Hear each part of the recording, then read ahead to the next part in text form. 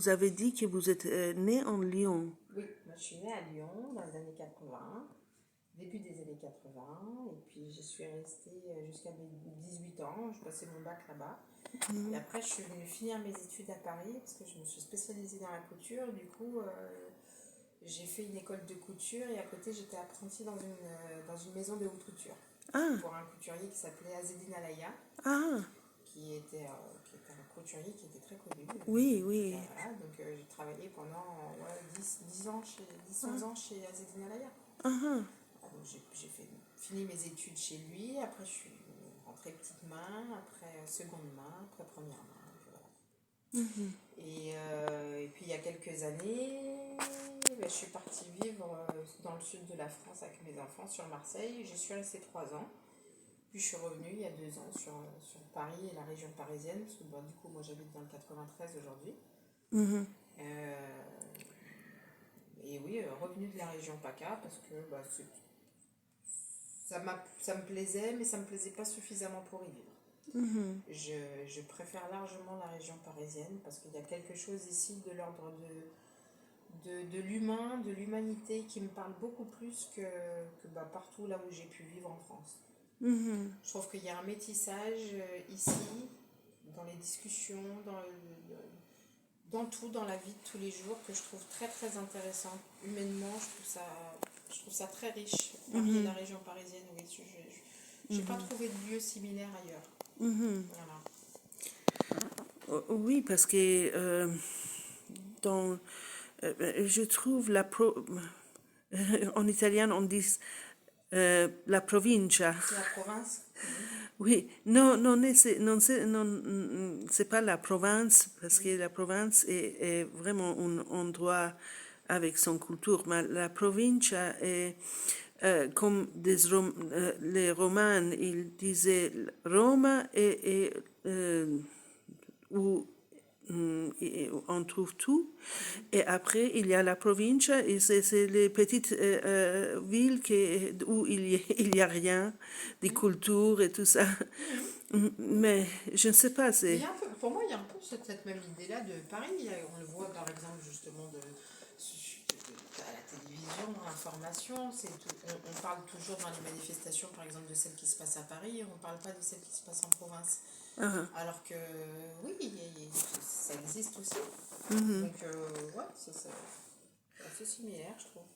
Mais mais quand vous vivez à Marseille, par exemple, il y a une autre culture là-bas, je ne sais pas, parce qu'il y a beaucoup de choses qui se passent là. C'est vrai? disons que en fait, c'est surtout que pour moi, c'est une question de rapport de force en fait qu'il y a dans les villes. Moi, ce qui me plaît à Paris, c'est justement le fait qu'on trouve toutes les communautés, toutes les religions, euh, et des communautés qui sont assez égales en termes de nombre. Donc, du coup, il y a quelque chose d'assez homogène qui se fait, ce qui n'est pas le cas à Lyon et à Marseille, parce qu'il y a des communautés qui sont plus fortes, qui sont prédominantes, et qui, du coup, euh, bah, laissent une trace différente. Donc, il y a une ambiance qui est différente, qui est pas moins bien, qui est pas mieux, mais qui, pour moi, est différente, mais enfin, qui est différente et qui, du coup, pour moi, ne me convient pas. Voilà, parce que moi j'aime ce côté comme ça très multiculturel. Moi, qu'avec un ou avec un autre, non, moi il y a un truc où j'aime pouvoir passer d'une iranienne à une japonaise ou d'une ivoirienne à une irakienne et comparer et discuter et s'enrichir et Oui. comprendre l'autre. Et ici à Paris, ça fonctionne très très bien ça. Ailleurs, c'est moins évident. Et vous croyez que Paris est un bon endroit pour les femmes? Oui, Oui, oui. oui. C'est mieux des autres. Alors après, c'est toujours pareil, c'est pas parfait, mais oui, il y a une forme de... comment dire? Oui, oui, oui, oui, je trouve que oui, on peut se permettre plus de choses peut-être à Paris, parce que c'est la capitale, parce que c'est la capitale de la mode, parce que Je sais pas. Oui, moi, peut-être. Bon, après, personnellement, ça m'a jamais dérangé d'être comme je. Enfin, je me suis jamais pas sentie à ma place ou pas bien à ma place en tant que femme. Ça n'a jamais été un problème, mais je peux comprendre que pour certaines femmes, oui, ça soit plus compliqué à certains endroits que d'autres. Oui. Oui. Mais après, je vous dis ça, moi je vis dans le 93. Si on écoute par exemple les médias qui vont vous parler du 93, la Seine-Saint-Denis, tout ça, ils vont vous dire que pour les femmes c'est très compliqué. Moi j'ai pas du tout ce ressenti-là. Donc vous voyez, après c'est une question de positionnement, c'est une question de ressenti, c'est très personnel tout ça. Oui. Donc peut-être des Oui. femmes qui se sentiront mieux à Lyon ou à Marseille plutôt qu'à Paris, je sais pas. Moi je trouve ça plus évident ici. Mais vous croyez qu'il y a un peu, et je trouve la France une société un peu masculiste. Ah, complet. Bah oui, Oui, patriarcal. patriarcal, Ah bah oui. complet, oui, oui. Oui, Enfin après, beaucoup moins que d'autres pays, ça on est tout à fait d'accord. oui. Mais il y a une, oui, oui, Mais oui, en une façon. Europe, Ouais. je le trouve moins en Italie qu'en France. Ah oui? Ah moi je Oui, trouve pas. Alors là par contre pour le coup, j'ai oui. beaucoup de mal avec les Italiens parce que je trouve qu'ils ont un rapport justement aux hommes-femmes qui est assez malsain, plus qu'en France. Mais après voilà, c'est mon, c'est mon ressenti. Je trouve qu'il y a une forme de machisme qui est très assumée. Moi, ça serait ça la différence. C'est-à-dire que pour moi, l'italien assume ce forme de machisme comme ça, ce côté patriarcal, cette imposition comme ça du patriarcat, alors qu'en France, on ne veut pas l'admettre, alors qu'en fait, c'est une réalité. Mm, De dire que les femmes soient payées 20% de moins que les hommes, mm, ça vient de quoi? Ça vient d'où? C'est comment est-ce qu'on... Ah, ça vient oui, de là. oui, Il y a quand même quelque chose quand une femme se fait agresser, qu'elle va à la police et que jusqu'à il n'y a pas si longtemps, lui poser la première question qu'on lui posait, c'était comment est-ce que vous étiez habillée, comme si ça justifiait le fait de se faire agresser. C'est bien qu'il y a une différence entre les hommes et les femmes. mm. Et qu'est-ce que vous pensez de cette chose qui est actuelle maintenant, de la retraite et tout ça? C'est un peu euh, euh, exagéré, vous croyez pas? C'est Moi, je trouve que c'est une fumisterie, oui, complet. oui, Bah, parce que dans un des pays les plus riches au monde, où les profits ont explosé, où on n'a jamais eu autant d'argent, dans toute l'histoire de l'humanité, il n'y a jamais eu autant d'argent qu'aujourd'hui, qu'on vienne nous parler de ça, déjà d'une, je trouve ça indécent, parce que je pense qu'il y a des choses qui sont beaucoup plus importantes aujourd'hui dont on devrait parler, et pour lesquelles, oui, on devrait vraiment avoir des discussions. oui, Bah, comme l'environnement, comme bah, le droit des femmes, oui, comme le changement oui, le l'environnement, le climat, climat, tout ça, oui, voilà, oui. pour moi ça fait partie de la même chose. L'éducation, avant tout.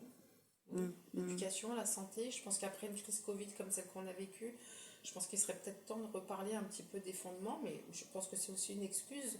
Bloquer comme ça sur les retraites et faire barrage comme peut le faire notre gouvernement sur le sujet des retraites, c'est aussi pour qu'on ne revienne pas sur les presque 2 années et demie, 3 ans qui viennent de passer avec une crise sanitaire comme on n'en avait jamais vu et qui aujourd'hui est très contestée et très contestable de mon point de vue en tout cas, parce qu'il y a des choses qui se sont passées pendant cette période qui, qui sont ignobles, je trouve. Et plutôt que de revenir là-dessus, parce que certains de nos dirigeants, je pense, savent que ça leur pendonnait, bah, du coup, voilà, on s'obstine à vouloir faire passer cette réforme des retraites qui occupe l'esprit de tout le monde, alors qu'en fait, on est en train de parler de quelque chose qui, enfin, je veux dire, dans 40 ans, on ne sait même pas comment on va vivre, qu'est-ce qu'on s'en fout de gagner 100 ou 150 euros de plus, et de toujours être dans ce même système où on sanctionne les plus pauvres, où on sanctionne les plus faibles, alors qu'en fait, c'est eux qui ramènent le pain. Voilà, ça me gonfle. Ah, moi, je trouve tous ces gens, tous ces gouvernants, justement, qui gagnent des salaires faramineux, qui ont des retraites faramineuses et qui estiment que pour eux, c'est normal, parce qu'ils viennent d'un autre monde, de venir dire à des personnes qui, elles, gagnent déjà très peu, qu'elles vont gagner encore moins. Alors attention, je remets les choses en place, c'est que nous, comme on vivre très peu en France, par rapport à bien d'autres pays, c'est incomparable. Mais ce que voilà, je trouve, pour en revenir à la classe dirigeante, je trouve ça très indécent, la manière dont c'est fait. Mhm. Ces gens-là qui gagnent des dizaines de milliers d'euros et qui viennent dire aux pauvres smicards qu'il va falloir qu'ils se serrent un peu la ceinture parce que quand même, voilà, il faut pas qu'ils soient égoïstes, il faut qu'ils pensent aux autres. Mais est-ce que ces gens-là pensent aux autres? Oui, mais aussi le sujet de l'éducation, vous avez dit qu'il y a des choses qui... euh, Ah bah, pour moi, le futur d'une société, d'une civilisation, elle dépend de son éducation. mhm, Un peuple qui n'est pas éduqué est un peuple qui est voué à l'échec. mhm, Et en ce qui nous concerne, je trouve que l'éducation en France va à reculons. C'est-à-dire que plus ça va et plus on se rend compte que les générations sont de moins en moins cultivées, ont de moins en moins d'intérêt pour justement cette recherche de culture, et que derrière ça en arrange beaucoup parce que du coup on injecte moins d'argent dans la culture, on injecte moins d'argent dans l'éducation, on fait en sorte que les gens deviennent des moutons pour après justement instaurer ce qu'on a envie et manipuler les masses au mhm, gré d'un petit pourcentage de personnes qui sont en haut de la pyramide et qui manipulent tout le monde, quoi. mhm, Donc oui, l'éducation, oui. Parce que c'est par l'éducation, c'est par la connaissance, c'est par la culture, c'est par l'échange qu'on va se comprendre et qu'on va s'accepter les uns les autres. mhm, Et je pense qu'aujourd'hui, plus que jamais, l'humanité est à un tournant de son histoire et que si on n'apprend pas maintenant à fonctionner les uns avec les autres, vu ce qu'ils sont en train de nous préparer et vu comment le monde petit à petit est en train de complètement changer vers quelque chose de différent, vers une ère différente, on va être de plus en plus nombreux dans des espaces de plus en plus petits. Si on n'apprend pas à vivre les uns avec les autres, si on n'est pas en cohésion totale les uns avec les autres, on va s'entretuer. mhm. Et qu'est-ce qui est important pour vous pour l'éducation de votre enfant? Et vous avez la chose plus importante pour vous Très bonne est- question. oui, parce que parce que je crois que vous êtes très politique et on donne quelque chose à les autres quand on pense d'une manière différente. Mhm. Euh, je, moi, je, je suis anglophone et Mhm. quand je suis été en Angleterre, j'ai noté qu'il y a vraiment un discours des classes. Mhm. Euh, en France et en Italie, je le trouve moins cette chose, mais l'agent est plus vivante culturellement, je Mhm. crois. Et les Sud-Américains, je crois qu'ils sont très vivantes dans votre côté. Qu'est-ce que vous pensez? Ils sont, Bah, déjà, je ne sais, je ne sais pas pourquoi. parce qu'on n'a pas les mêmes moyens. La vie n'est pas rythmée de la même manière. Il y a beaucoup de gens en Amérique du Sud qui vivent au jour le jour. Mhm, Du coup, on vit aussi au jour le jour et parce qu'on décide de ne pas se stresser pour quelque chose dont on n'a pas le pouvoir réellement de savoir comment ça va se dérouler. Donc, laissons la vie se faire et vivons le moment présent et advienne ce que... mhm. Voilà, c'est ça aussi, c'est que on n'est pas dans les mêmes... on n'a pas les mêmes niveaux de vie, on n'a pas les mêmes moyens. Il y a beaucoup de sagesse, je ne sais pas, en quelque mode. Et maintenant, en Italie, il y a beaucoup de gens sud-américains Mhm.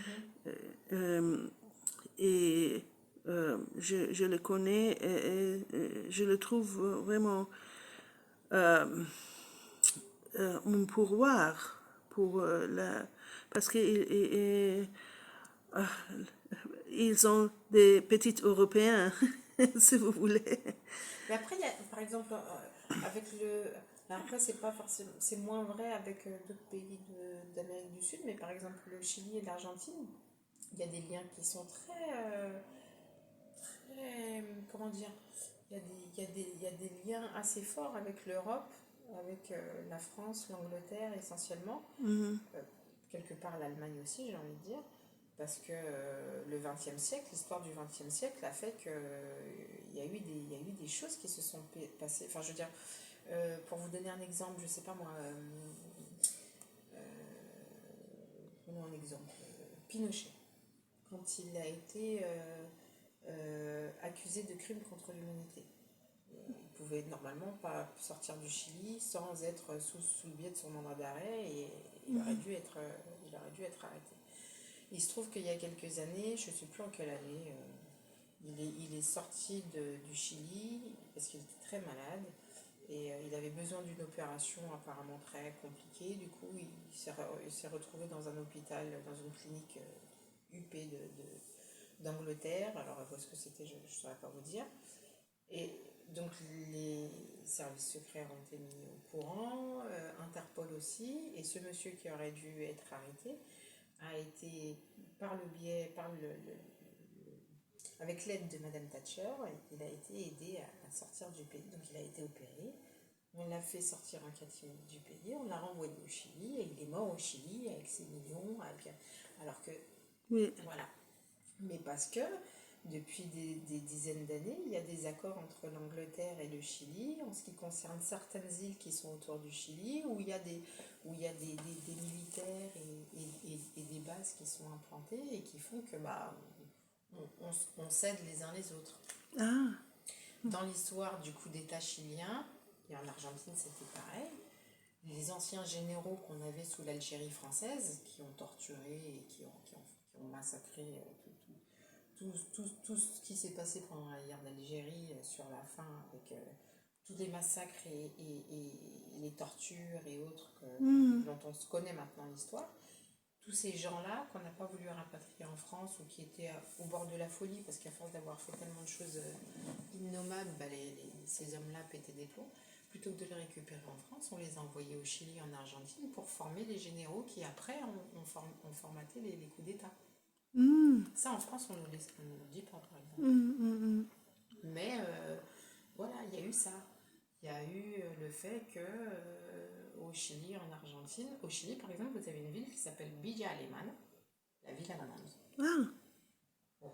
oui, parce qu'on ne sait pas. Financée Oui, par des fonds obscurs, voilà, après la oui, Seconde Guerre mondiale ou pendant la Seconde Guerre mondiale. Bon, voilà, oui, on sait d'où oui, vient oui. l'argent. Mais aussi, Julian Assange, il était dans l'ambassade d'Équateur pour beaucoup de temps. C'est que l'Amérique du Sud est là, mais il ne fait pas beaucoup de bruit. Elle est là, puis le problème, c'est que elle essaye, elle est en lutte, parce il y a une volonté, il y a une lutte, il y a une mentalité comme ça on lutte pour ce qu'on a, on lutte pour notre terre, on lutte pour notre culture, on lutte pour. Voilà, le sud-américain est quand même assez bagarreur, donc du coup les gens ne se laissent pas faire, mais il y a quand même après le poids du système, le poids de l'argent qui à un moment rattrape, et Julian Assange, on voit bien, hein, on n'en entend plus parler, il est en train de crever dans sa jaune tout seul. Oui, Voilà, et c'est terrible et tout le monde le sait et personne ne peut rien faire parce qu'on est dans un système qui est dirigé par l'argent, pas autrement. Et c'est ça en fait qui prédomine. Donc même quand on se bat, et au final on est quand même rattrapé à un moment ou à un autre par ah oui, il y a des situations milieu. bien c'est sûr. encore bien en Europe, mais euh, il y a toujours l'Asie et les autres endroits où il n'y a pas de... les règles de jeu, ils sont... Différentes. oui, Mm. oui. Mm. Oui, oui, oui.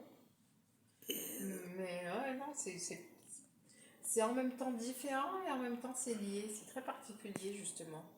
Je trouve ça très C'est, intéressant, moi. oui, mais j'ai peur que avec la mondialisation, euh, la côté asiatique, il devient très forte et il est antidémocratique.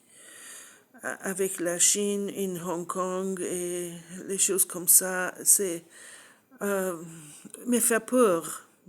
Oui. Mais oui, mais alors, moi j'entends très bien ce que vous dites et je comprends tout à fait ce que vous êtes en train de dire, mais en même temps, quand je vous dis on est dans un système qui ne peut pas empêcher ça, quand vous voyez que la moitié des produits de consommation sont chinois, quand vous voyez que la production de tout, regardez pendant le Covid, on a été bloqué parce qu'à partir du moment où la Chine a fermé ses frontières, on n'avait plus de médicaments, on n'avait plus de masques, on n'avait plus rien parce qu'en fait ils produisent tout ce que le monde consomme. Donc en même temps, on a des pays, les États-Unis ont très peur de la Chine. Mais est-ce qu'ils luttent contre ce commerce qui enrichit la Chine et qui fait qu'aujourd'hui elle en est là où elle en est et qu'elle continue de grandir? Non. Parce qu'on passe toujours par cet outil qui est de l'argent et qui pourrit tout. Parce que même quand on sait, ben, comme si c'est une drogue, l'argent. L'argent est une drogue. Oui, mais on ne peut pas faire rien. Mais c'est ça, et les Chinoises, ils ont beaucoup de pouvoir financier aussi dans les euh, économies mondiales, non? Surtout, Oui, mais parce qu'il y a aussi une volonté, il y a une mentalité aussi, il y a tout oui, un conditionnement. Mais justement, quand on parle d'éducation, il y a des choses, les Chinois, ils rigolent pas, quoi. Et les Chinois, ouais, ils sont là pour investir, ils sont là pour... enfin, moi, j'ai vu certaines familles qui venaient ici de Chine et il faut voir le dévouement de ces personnes-là, et ça va du petit dernier jusqu'à l'arrière-grand-parent, et tout le monde travaille pour une même cause commune, enfin, familiale, sociétale, et on n'est pas tout seul, quoi. Et les mafias, ça l'ont très bien comprise. Et puis tout passe par l'argent, oui. oui, la mafia, c'est la famille. Oui, Oui, mais aussi, c'est une... euh, maintenant, c'est une chose mondiale, vraiment avec la Chine, que il fait la Road and Belt Project. Il va construire un autre pays. Je ne sais pas, aussi peut-être en Sud-Amérique, ils faisant quelque chose. ils sont implantés un peu de partout, de toute façon. Les Asiatiques, les Chinois font du commerce partout. Bah, c'est comme ce que Fujimori, Ah, le ah oui, président en Pérou, péruvien. oui. Ben voilà, c'est pour vous dire que même en Amérique du Sud, les Asiatiques, ils sont présents. Oui, ils sont très présents. Et puis pour tout ce qui est commercial, oui, ils sont très présents. Mais après, bon, moi, ça, c'est pas tellement. À la limite, pourquoi pas si c'était fait dans quelque chose qui préservait un peu plus. Mais c'est pas le cas en fait. Voilà, c'est ça qui me dérange, c'est que le fait. Je sais pas comment dire, leur fonctionnement, leur mode de production, leur mode de vie et pas un mode de vie qui forcément conserve. Il détruit plus qu'il ne conserve. Et c'est ça pour moi la problématique. Parce que oui, il y a quelque chose dans le système qui est pas équilibré. Quand je vous parlais d'équilibre tout à l'heure, il faut qu'il y ait un équilibre dans tout. À partir du moment où il y en a un qui produit plus que les autres, qui vend plus que les autres, ça détraque tout. Et il est un peu là le problème. Et du coup, bah, c'était un peu ce que je vous disais. Enfin, là, on revient à la discussion du début. C'est pour ça que je vous disais que Paris me plaît, parce que justement, Paris, il y a un petit peu de tout. Il y a un petit peu de tous les fonctionnements. Il y a un petit peu de toutes les musiques. Il y a un petit peu de toutes les poésies. Il y a un petit peu de toutes les... Et c'est ça, moi, qui me plaît. Le fait d'être enfermé dans un seul et même fonctionnement, ça me dérange beaucoup. Donc voilà. Et, oui, c'est humain encore vivre à Paris et il y a beaucoup d'intérêt dans les choses, dans les personnes plus qu'un autre. Mais Oui, non, puis Paris, c'est. Pardon, excuse-moi, je me permets de vous couper. oui, Vivre à Paris, par rapport à ce que je vous disais au début, je veux dire, même vous n'avez pas d'argent, le simple fait de se balader dans Paris, vous avez un accès à certains lieux qui sont des lieux absolument magnifiques, qui sont des lieux culturels de très grande richesse, et qui, quand vous vous penchez dessus, ben, en fait, vous apprenez. Il y a des choses que vous pouvez comprendre sans avoir de grands moyens. Paris est une ville culturellement parlant extrêmement riche. Aussi bien humainement que architecturalement, il y a quelque chose qui se passe ici et qui vous nourrit. Voilà. Et qui fait que les gens se parlent de manière évidente, quelle que soit la couleur de peau, la religion, le lieu de naissance, on s'en fout de ça en fait. C'est justement c'est une ville de partage pour moi. Moi, c'est ça qui me plaît. et vous êtes ici beaucoup d'années? Alors, moi, je suis arrivée 2002-2003. Donc, ça fait 20 ans. Ça, on est quel mois? Bah, ça va faire 20 ans, là. Parce qu'en fait, je suis venue faire mon premier stage en 2002. Et après, ça a été mes études qui ont déterminé ça. Et puis, bon, moi, voilà. De toute façon, je me destinais, je voulais rentrer, je voulais faire de la couture. Et bah, Paris, c'était l'évidence. C'est quand même la capitale de la mode. Du coup, voilà, en plus d'avoir eu une très très bonne expérience pendant mes stages, parce que j'étais du coup venue en stage chez Monsieur Alaya. À l'époque, ça s'était très bien passé au point qu'il m'avait dit, bah, si tu as ton diplôme, tu viens, on te prend en tant qu'apprenti, ou moi. J'étais venue comme ça, me dire, ah, c'est génial, c'est génial. C'est comme ça que je suis arrivée à Paris. Donc là, au mois de septembre 2023, ça fera 20 ans que je suis à Paris. Voilà. J'aurais passé la moitié, j'aurais fait moitié-moitié. Oui. Oui, c'est. Il y a beaucoup de latinité du charme. Et je trouve c'est un endroit très latin. Oui, Oui. oui, complet. Oui, je suis d'accord. Oui, il y a quelque chose de très latin à Paris. Oui. Oui, c'est vrai. Et Il y a quelque chose, moi, qui m'enchante dans cette ville. Mais quand je dis Paris, alors c'est une mauvaise. Enfin, peut-être un mauvais fonctionnement de dire Paris, parce que la banlieue parisienne, je trouve la banlieue parisienne aussi très très riche. Alors, il y a beaucoup de gens qui me diraient oui, mais les banlieues, oui, mais alors c'est peut-être pas aussi riche culturellement, d'accord, mais humainement parlant, c'est génial. Et pourtant, moi j'habite à Saint-Denis, donc il y a beaucoup de gens qui vont vous dire Saint-Denis, les 93, la drogue, les terroristes, les trucs, les machins. Mais moi je vois pas du tout les choses. Je vous dis pas que ça n'existe pas. Je vous dis pas qu'il n'y a pas des problématiques. Il y a des problématiques, mais pour moi, c'est pas des problématiques qui sont différentes de celles d'ici. Celles d'ici, on les voit moins. C'est plus édulcoré, c'est plus bourgeois, c'est plus. Donc, on les voit pas de la même manière. En banlieue, c'est plus brut de pomme, c'est plus assumé, c'est bon, c'est comme ça et c'est pas autrement, parce que de toute façon, on n'a pas le choix. Et qu'est-ce qu'on fait? J'adore ça. C'est sans hypocrisie. Voilà. oui. Oui, on va voir qu'est-ce qui se passe avec les Olympiades la prochaine année. Et, Là, parce que, surtout que c'est censé commencer, oui, l'année prochaine. oui, Les structures n'ont pas encore, il y a certaines structures, les travaux auraient déjà dû commencer, ça n'a pas commencé. oui, oui, Ça il va y a. être très, très, très compliqué. Mais ça aussi, pareil, moi je trouve que c'est une aberration d'organiser des choses comme ça. Dans un monde, comme la dernière Coupe du Monde au Qatar ou aux Émirats, je ne sais plus ce que c'était. C'est fou de Oui, créer des événements pareils. Oui, mais ils ont de l'argent pour... C'est ça, on en revient à ce que je vous dis, à partir Oui, du moment où il y a de l'argent, il y a de la corruption, il y a de la... Voilà, on tord tout, on abîme tout. Ils ont du oui. billet, du saint pognon. Mais non, pas du tout. Ah, c'est comme ça, oui. Euh, mais on va voir qu'est-ce qui se passe. On verra bien. Oui.